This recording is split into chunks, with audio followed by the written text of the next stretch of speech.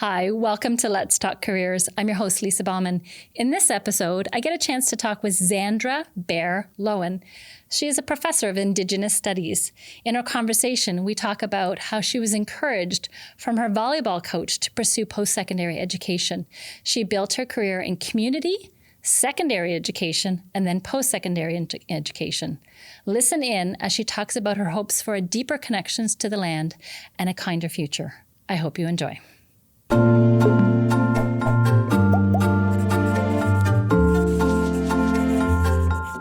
welcome, Zandra. Thanks very much for coming in today. I'm going to get you to start by introducing yourself. Thank you. Okay. So I'll do it in my language because I like to try to use my language as much as I can. So Ozawi Ginu Ape Nijdakas, Constance Lake First Nation Ninjaba, Musco Dodem, Anishinaabe Kwe. My English name is Zandra Bear Lowen. Zandra Bear Lowen. Beautiful. My role at Conestoga is Professor of Indigenous Studies.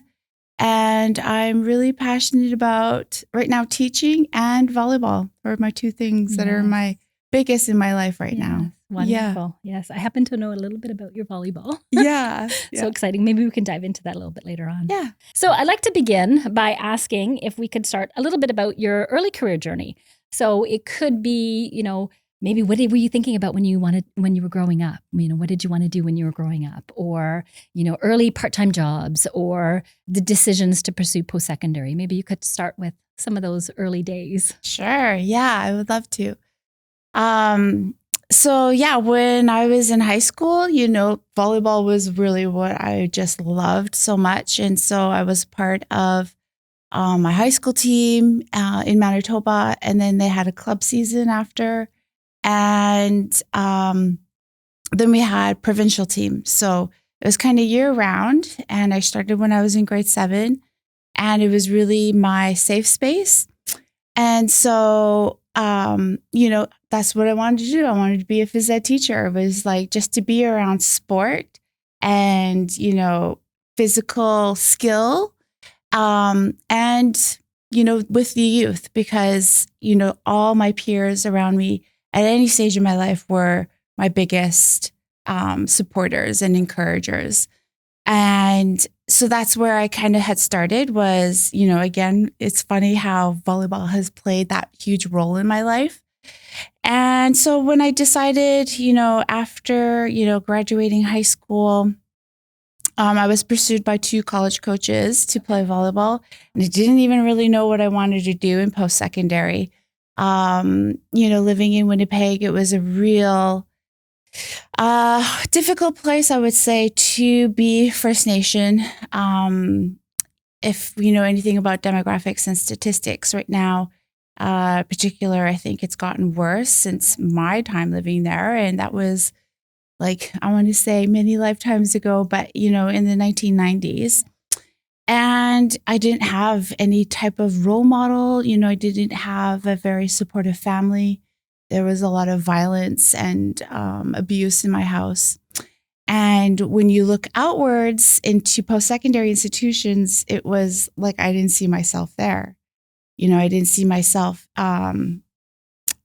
represented anywhere or even encouraged to go, really. I had one awesome, beautiful soul who was a volleyball coach nonetheless, who really said, you can play post-secondary volleyball, you can play university volleyball. That is so critically important.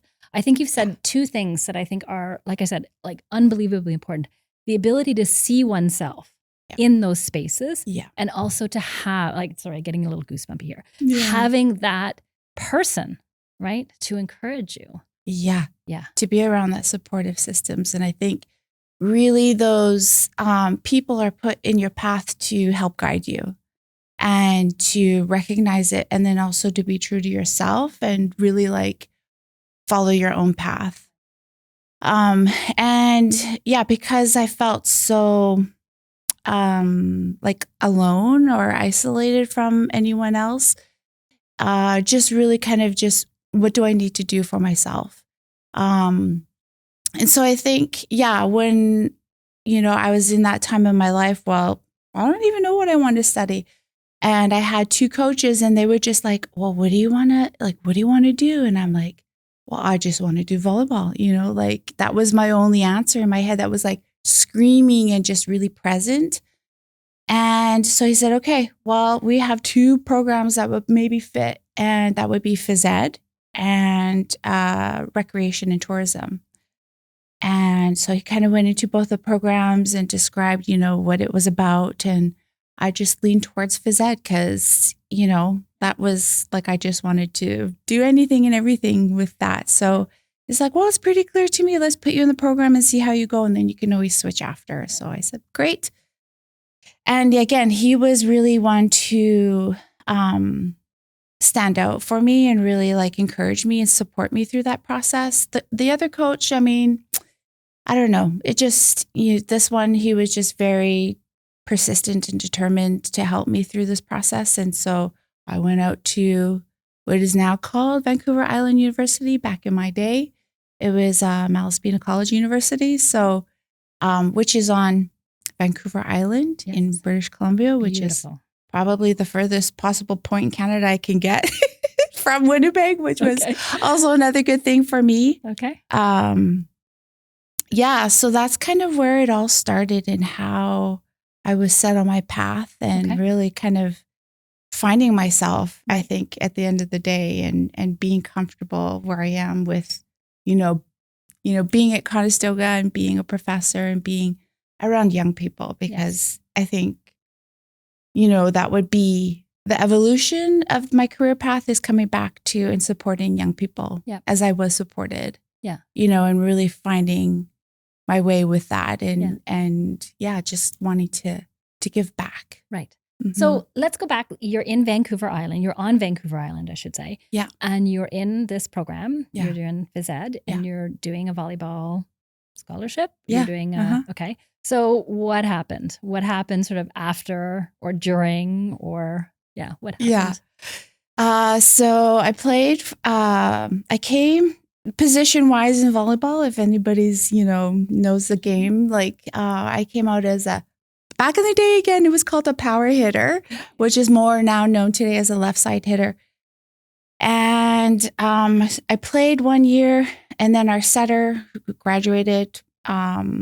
We didn't really have a setter. I guess the coach wasn't prepared to bring in another person. Turned to me and said, "Oh, would you like to be the setter of the team?" And I'm like, "Yes, of course." I love volleyball. So any position I can play and contribute, like that's what I'm going to do. And so, coming back to the team in that role really, kind of changed the trajectory because it ended up being, with an injury that kind of put me out of the sport a couple of years later. And so in terms of how that affected my studies was, just not really realizing and knowing if I can continue with that physical aspect. And then in my own head, like not really understanding phys ed and the way I wanted to do it was really got me questioning is like, can I even do this? So with that little seed in the back of my head, just continuing to study. At the time, it was a 2-year diploma and really not knowing where can I go next? And knowing that I needed to transfer out, I set my 3rd year to kind of figure out which university should I go into teachers college. Because then I was like, okay, teaching is probably the best way to go with the whole phys ed thing. I know there's human kinetics and, you can go down another stream, but so that kind of really led me to that decision was to transfer that year where I was like, okay, this is what I'm going to do. So I had set up a campus tour at the University of York University, because it was going to be closer to home. And my parents, after I went to university, they moved to Northern Ontario. So to be closer to home, that was, York University, do a teacher ed program and go down that route. So I was set. And the year before, I think we had a huge traumatic event for our team. We had lost a teammate in a car accident. Yeah. And it really got me thinking as to, what's really important and how do I move forward? And, with the support of my team, and we were all, really did come together during that time. And so that was where I was like, okay, I'm here, but I don't know what I'm going to do exactly. And I kind of really had to think about, what do I want to do? Because Robin, our friend who had lost her life such an early age, she knew, and so that all these little things kind of inspire you along the way, and it kind of helps change and mold you or change the direction of your path. And so, that's kind of what I decided to do. I was in the same college, university year after, went out, we celebrated her 1 year. Okay. And that night I met my husband. Okay. Yeah.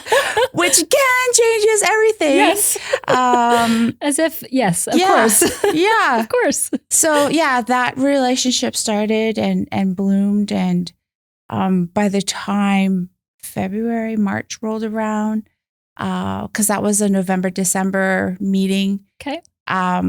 We decided we were going to commit to each other in a relationship. Amazing. And then I went off course and studied anthropology. Okay. Okay. That is definitely yes. a left turn. Whatever kind of turn you want to say it. Okay. So tell me more about that decision. Yeah. Where did that come from? Because that wasn't, or as it wasn't maybe just out of the blue. Tell me more. Yeah. Well, I knew he was his first year at our university college. And so when you're in athletics, and we were a smaller college, right? A university division. And so everybody knows everybody.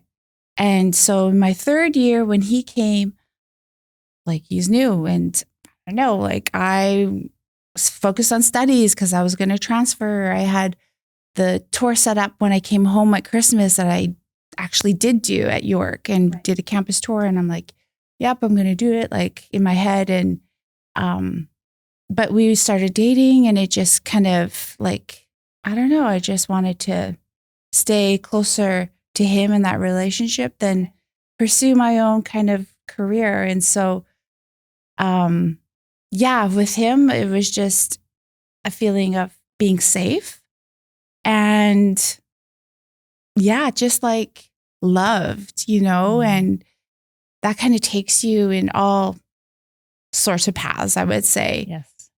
Yes. Yeah. So sorry, can I ask a clarifying question? Sure. So you met him at York, or you met him when you were still in Vancouver? Yeah. Okay. I met him. So you didn't end up at York? No. Okay. I met him the night we went out to celebrate my friend's 1 year. Okay. Yeah. So the whole team, and I mean, I'm sure all the other teams, she was a part of a relationship with the men's basketball team. She had a boyfriend on the team. Okay. And so it wasn't we're going out as two teams together. It was the girls, and this is what we were doing, and we were going out to celebrate her. Right. And because of that relationship, that men's team decided to go at the same time, and he was on the men's basketball team. Do you feel like it was serendipity? Do you feel like it was meant to be? Yeah. Yeah. I do. Yeah. Maybe it was orchestrated. Mm-hmm. Right? Mm-hmm. Yeah. Yeah. That is so cool. Yeah. Okay. So wait. So you're there, you meet this person, you obviously love struck, which is a beautiful word. Yeah. Then you decided to stay in Vancouver and then study anthropology. Where did you end up studying anthropology? Yeah. Yeah. At the same school. Yeah, at the same school. Okay. Because they had the access to grant university degrees at the same time in some of their programs. Yes. And you get some electives your first couple of years, and I took an anthropology class and loved my professor. I see. Yeah. Beautiful. See, this is how coming around. Got it. Yeah. And and so, exploring that option, I think I had a couple anthropology professors, and One was totally amazing. And the other one was just like, she was just always full of encouragement. And she was German and she had this accent. Yeah, you can do it. And that's all I remember her saying. Like, I don't remember her content, but she would just be the biggest supporter of her students. And just like, I hear her to this day in that voice, just being like, you can do it, because we had to do these huge, extensive presentations. But at the end of the day, she just believed in us. Wonderful. Yeah. So you have those people who would just like, remember in those instances, and it might not have been her content, but it's just the support, and that guidance. Okay, so you are now still in Vancouver Island, on Vancouver Island. Yeah, you are studying anthropology. You're in this beautiful relationship with this lovely person, who I'd love to meet one day. And so then what happens? What happens from there? So loved my whole program with anthropology. We had 4 amazing professors. We actually got a chance to travel Southeast Asia as an anthropology group of students with 2 amazing professors, which again opened my eyes to traveling. I was able to go through 4 different countries there and spend extra time. So we traveled in Thailand for 4 weeks, and all throughout Thailand. So we went up west. We studied northeast for a couple of weeks, and we traveled all the way down through Malaysia, Singapore. We flew to Bali. Okay. Yeah. Stunning. Indonesia. Yeah. And then a group of us, there was about a handful of us, stayed another week just on our own, just to explore the island a bit more, because who wants to not leave Bali? Nobody wants to leave Bali. Hello. So with that piece kind of under that program, and we come into my graduating year, again, what am I going to do? You have a Bachelor of Arts in Anthropology. You can be an anthropologist, but then you need to continue studies. And, at that time, you're in a relationship. And so you're kind of tied to what they're also doing as well. And so my last year graduation, he had 1 more year to finish before graduating. And he actually is Swedish, and he had come to Canada to play basketball on a scholarship to Simon Fraser University.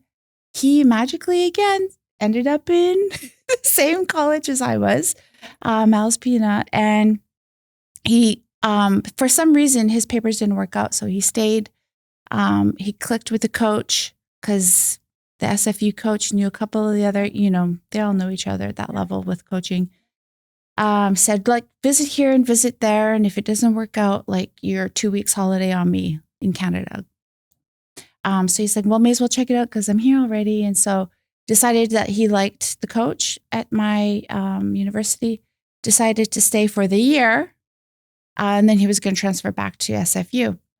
So when we're in this relationship, and then he decides, I'd rather play here another couple of years. And, he's in a relationship with me, and I'm, we're just starting again, not starting, but not really completely finished with our educational journey. So when I graduated, he had that year, he went back to SFU to play basketball. And then I got on, again, with a group of students from anthropology, my program, to teach English in Japan with the JET program. Yeah. So it was just what can I do? And here's an option. And they were all going, and they all got in, and I was waitlisted. Oh, no. Yeah. And I'm like, no. So the other, I was just so determined. I'm like, I'm going to go, and I'm going to just go to a private school, and I'm going to venture out. And the JET program is a government-run program. So they bring all these English speakers from all over the world to teach English in their schools.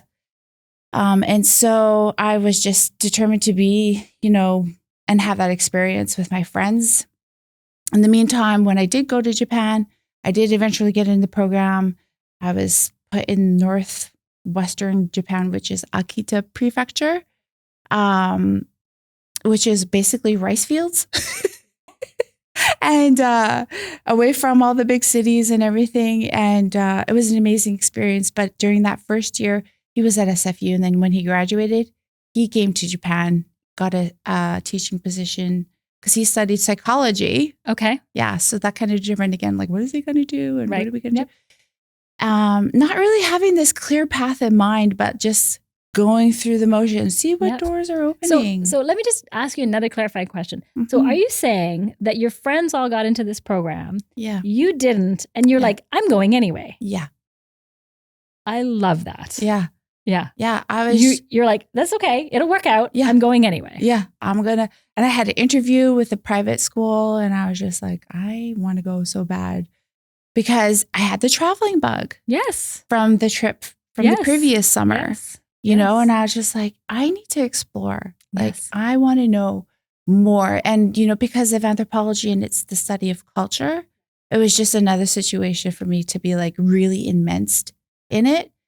And I would have never picked this place except my friend who got accepted. She tried to get into Akita Prefecture because she had a friend who was already there. Yeah, so she ended up in Hokkaido. So you have this choice of 1, 2, 3, and you kind of pick the prefectures you want to go to. And so you kind of do a little research on, you know, where you would like to be. And you have no idea, really. You know, it's either cold or hot because Japan has this, you know, long, Yeah. Yeah. and it's like very cold to the top to like the beaches in the south, really. Right. And so Akita was kind of like, I want to be in the north because you get all 4 seasons. And I just pictured it as this more relaxed atmosphere. And it was just totally beautiful and amazing. And I was there for 3 years. It's the max amount of time that you could be on the program. Okay. You know, as a jet teacher, we call ourselves. And just immense in this beautiful culture where just it taught me so much about their culture, but also about myself.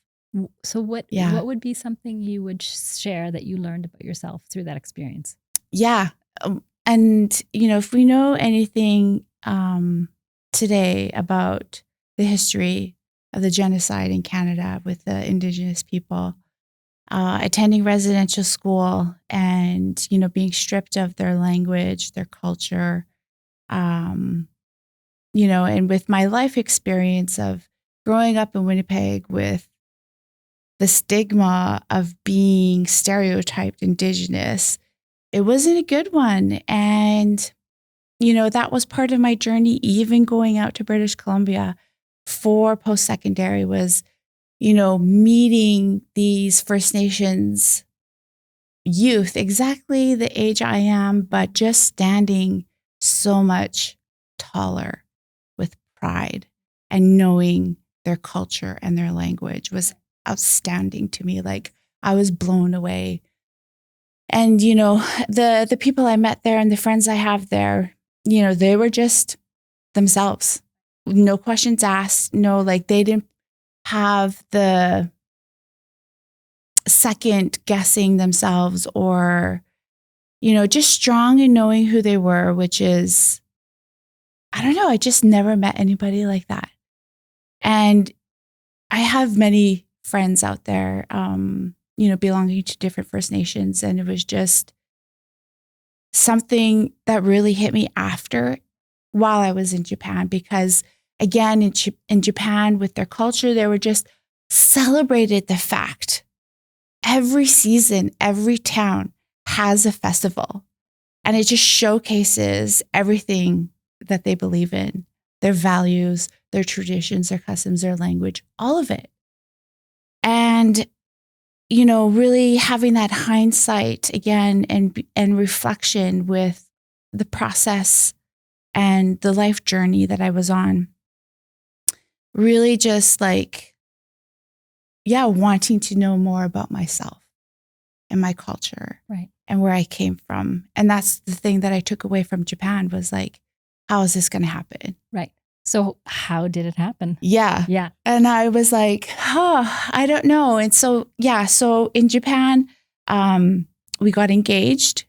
Yeah. He was teaching at the private school. We got engaged. It was our last year there, our last Christmas there.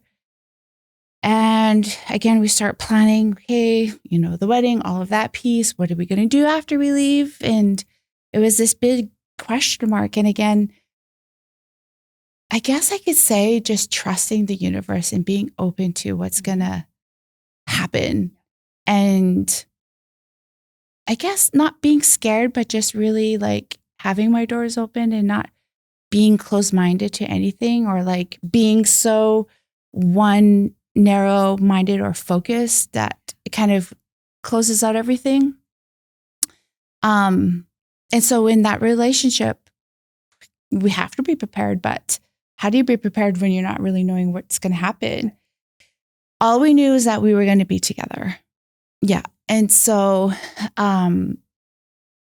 we started exploring, started putting things out there with the people we know. And he reached out to his head coach, and he ended up being the assistant coach for the men's basketball team at Simon Fraser University. Okay.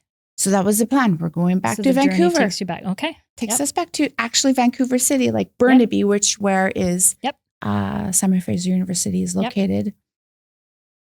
So we get married in Sweden. Amazing. Yeah. Amazing. We go on our little honeymoon and again, traveled. We went to London, France, and Costa Rica. On your honeymoon? Yeah. Amazing. Yeah.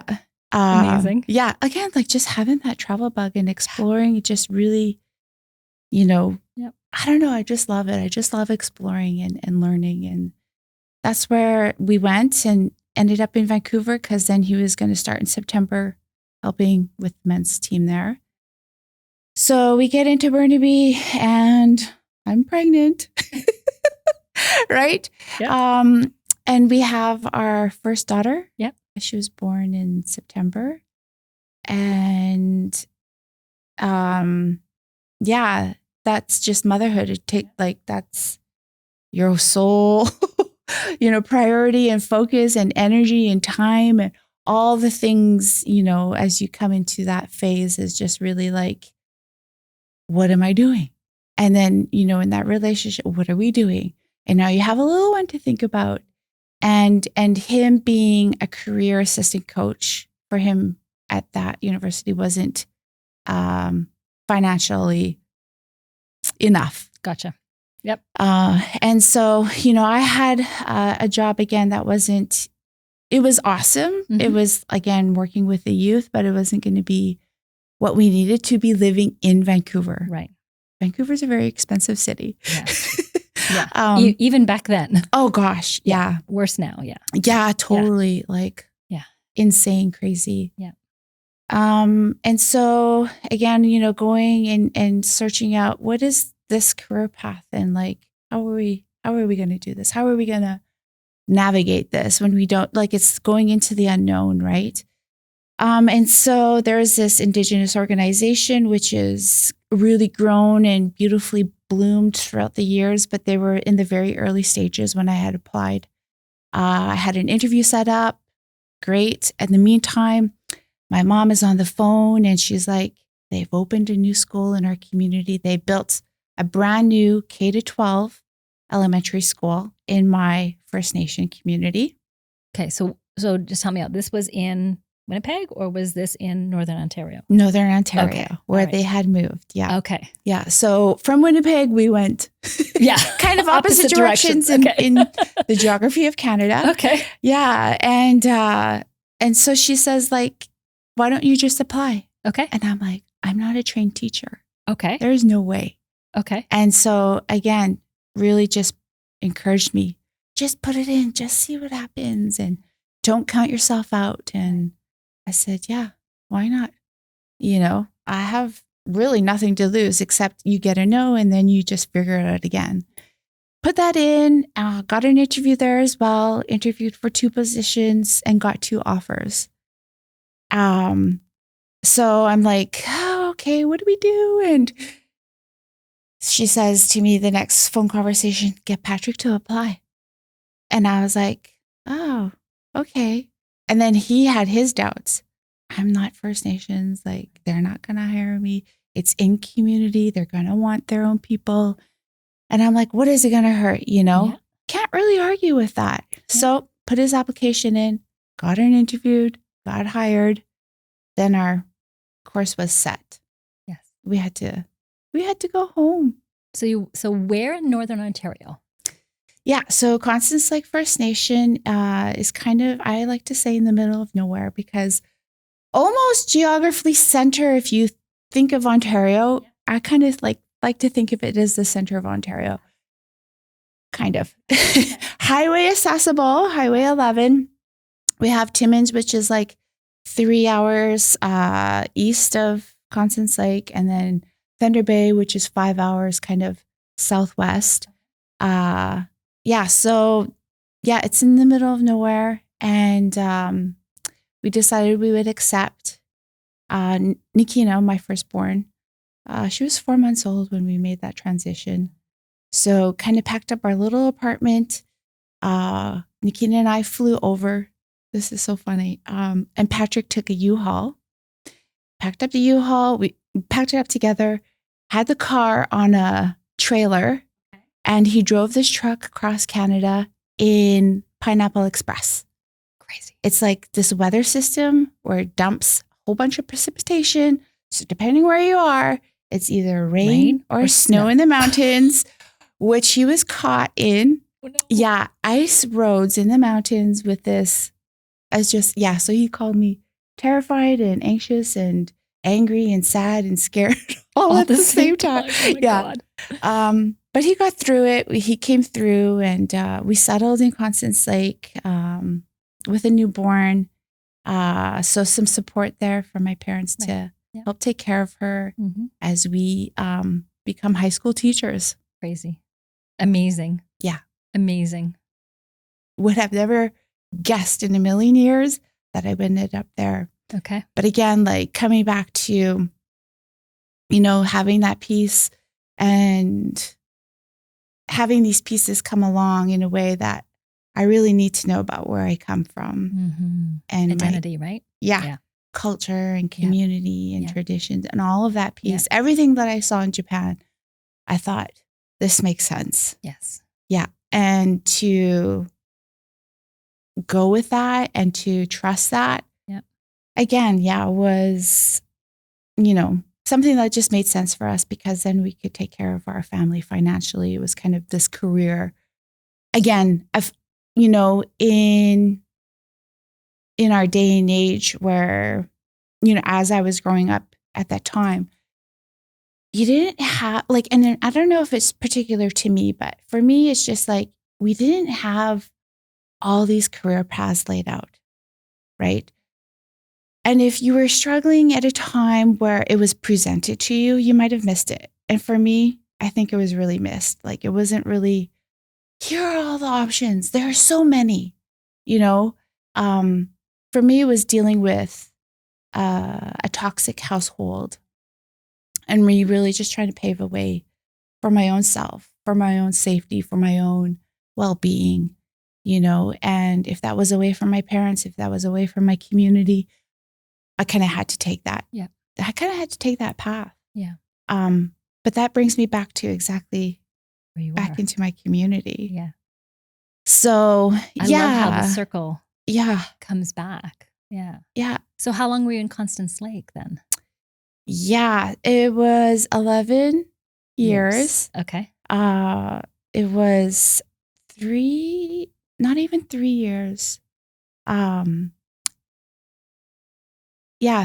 think it was 3 years, because then I had 2 more children there, and having a young family, taking maternity leave, all of that. It was 3 or 4 years as a high school teacher. I can't really remember. And so I was on actually my maternity leave with my son.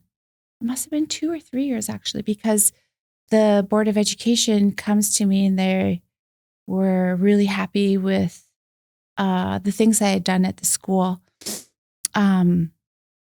with the culture So what I did was, again, it was a little bit about me, and I really wanted to go upriver to our original settlement, which is English River.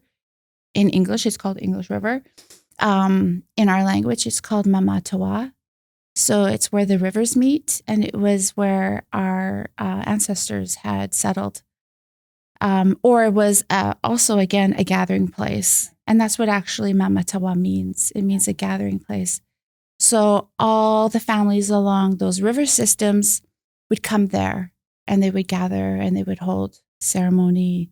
They would feast. They would do, all the things in terms of building those relationships, intermarriage, all of that stuff was happening historically at that site.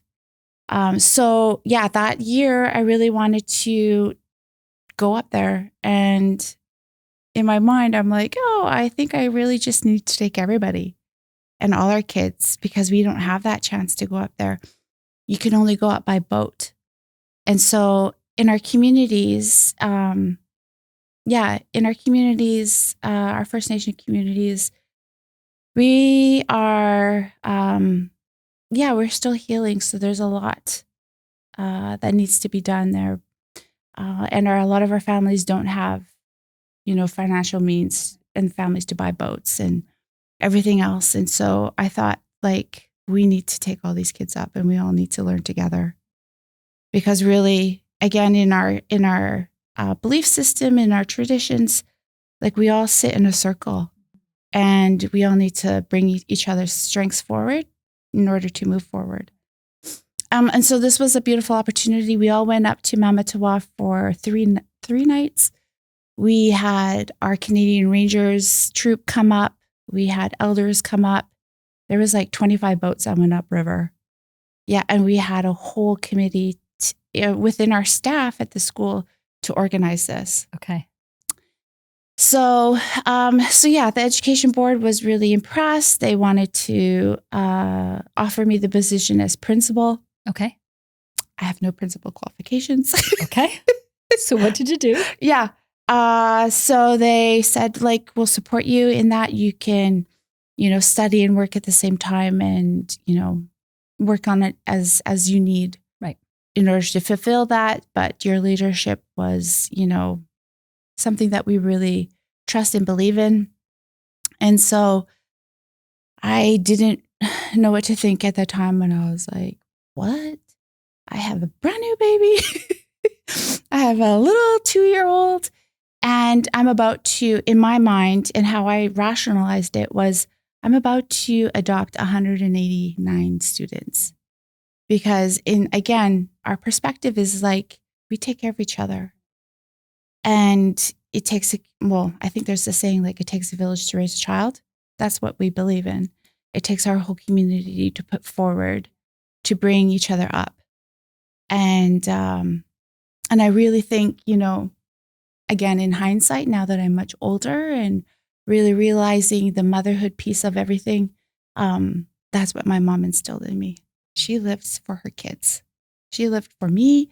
She lived for her son, still lives for her son. She's, still around and kicking. And, even despite the age, she's just met us on the weekend in North Bay for my daughter's volleyball game. Wonderful. So she traveled 7 hours just to watch 2 hours of volleyball. Yeah. Anyway, Love that.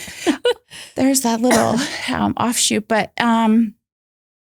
so that's what I did. I took that role on because, I had my husband, who again was that supporter, encourager, you can do this, and who else is going to do it? And I'm like, yeah, I can do it.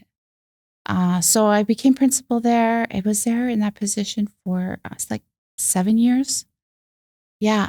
And we did a lot of amazing things with the language and culture, really putting that into the school and for our youth. Right. And that's what I'm most proud of there, is just Amazing. Being able to do that. So what happened after Constance Lake? Because you're here in KW. Yeah. Yeah. Again, so if I say our communities need a lot of healing, and sometimes that means removing people of leadership in order for others to step forward. I ended up leaving, and we decided that, again, it was best for our family because we have to take care of our children the best we can. No offense to anybody who lives in the North, but if your kids are not into hockey or swimming, which mine were not, even though we tried, there's not much else for them to do. So we thought opportunity and where can we give that to them? And it was in the South. Right. So yeah, I was a part of the nonprofit organization for Indigenous youth, which is Inspired with a D in there. Yep. IND. Yep. Yeah. SPIRE. Yep. Yeah. I know them. Yeah. Yeah. So I got a chance to work for them for a year, and that helped us transition the family down south. We continue to live in Brantford, and really just, again, wanting to plant some roots for the kids. So I'm happy to say, like, I believe my kids are really thriving in this environment and flourishing, and really have found a passion of their own. Right. Mm-hmm. Yeah. So how did you end up at Conestoga? Yeah. Okay. So just really kind of, again, working in community after community, and really knowing the heaviness, I would say, after a while of wanting to, and doing good for the kids. If you're one, bearing that load, it gets heavy really fast. So I decided, what else can I do to help our youth, to help our people, to help our community in a different context?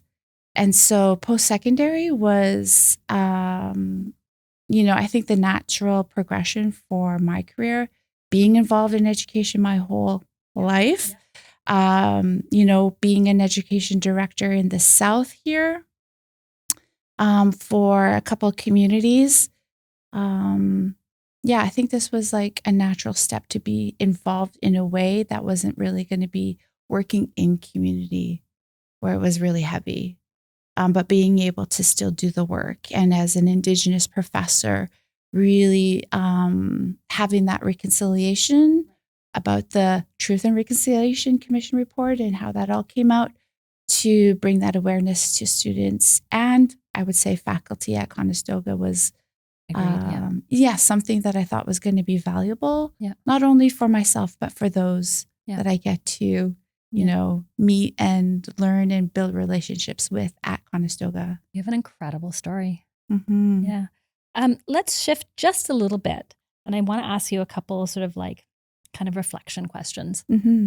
If you were to give some advice to different groups of people, I want you to think about students, other faculty, and maybe even other Indigenous people.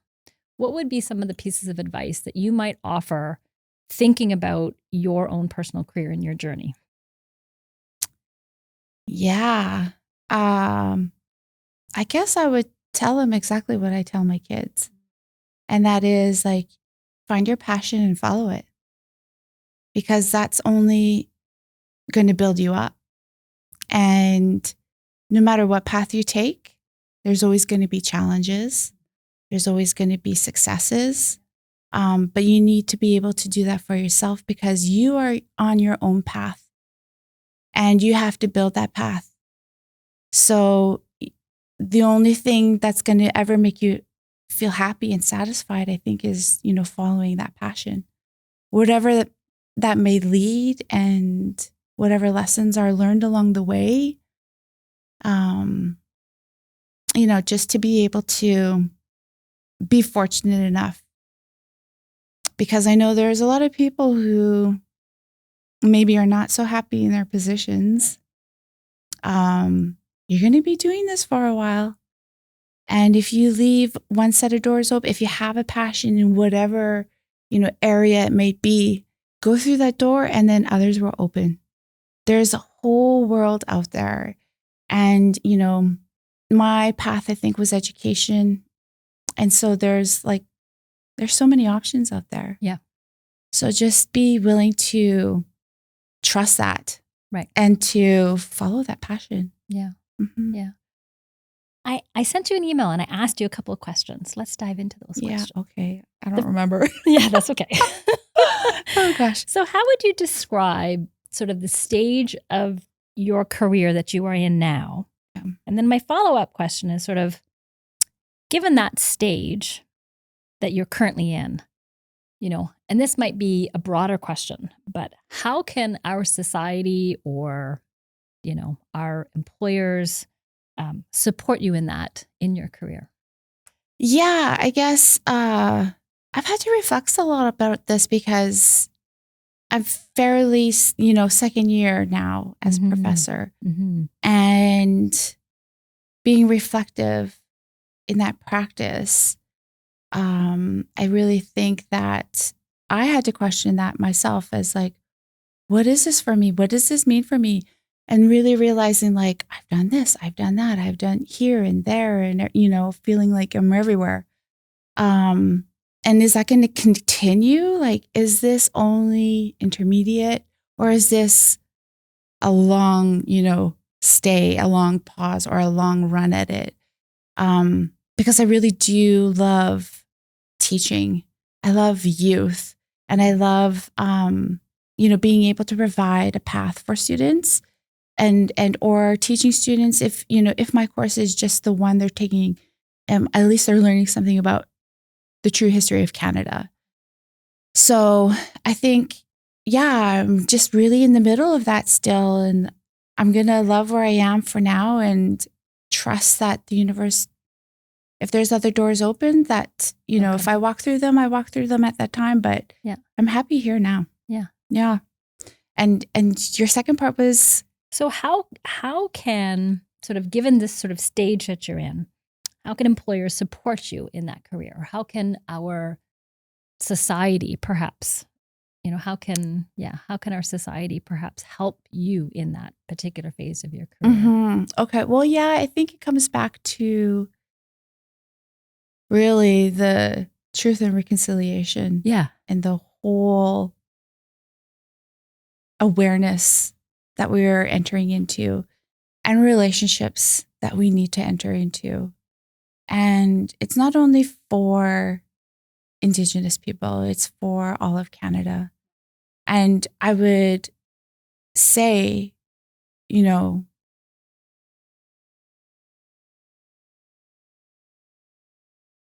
with a lot of love and respect, that is really about the land and how we live and how do we change and how do we be better. If we know better, we should be doing better. And that really is the message of my course. We need to learn. We need to be open. We need to be respectful.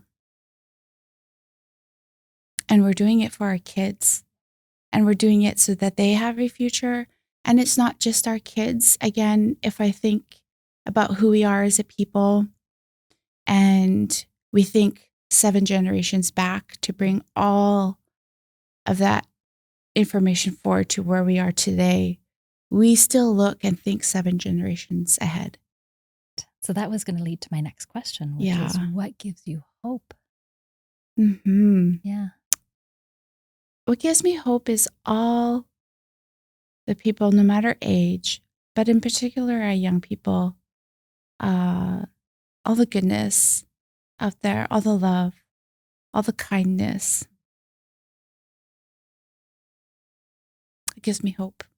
We are all learning, but if we are all kind to one another, we can be respectful and move on. And if we don't have that, I don't even want to think about, what could be, but just keeping all the positivity in front is, really what I imagine, my grandkids and great grandkids and so on will be able to flourish and be who they are and be proud and to, just do better than us, And in terms of like employer, I think we are moving in the right direction. There's a lot more awareness, a lot more, being in front of the mind about, what does Indigenous mean? Right. What do First Nations mean? What does that mean to, our school, but also our college and everyone that's, at Conestoga. Yeah. Yeah. Yeah. What's next for you, do you think? Oh, goodness. So if I can come back to volleyball. That would be awesome. Yeah. Your kids are heavily involved in volleyball. Yeah. My oldest daughter, she plays for the University of Guelph. Yeah. My youngest daughter plays in club and on her high school team. Wonderful. I'm coaching both of her teams. Nice. And I go watch Nikino on the weekends. Yeah. As much as I can, if it doesn't conflict with our own volleyball schedule. So, that's, in the immediate future, I know I'm going to be involved in coaching and volleyball. I was invited to be a Team Ontario coach this summer. So, love this opportunity, love supporting the youth in volleyball, being able to, teach what I've learned that others can do better. Mm-hmm. That's, I think, where my passion is. Yeah. Beautiful. Yeah. Thank you for this. I think I could probably talk to you for like another hour. Yeah. But this was incredible. Thank you. Wow, what a great conversation. Thank you for listening to this episode of Let's Talk Careers. If you liked this episode and want to hear more, follow us on Spotify and subscribe on YouTube. See you in the next one.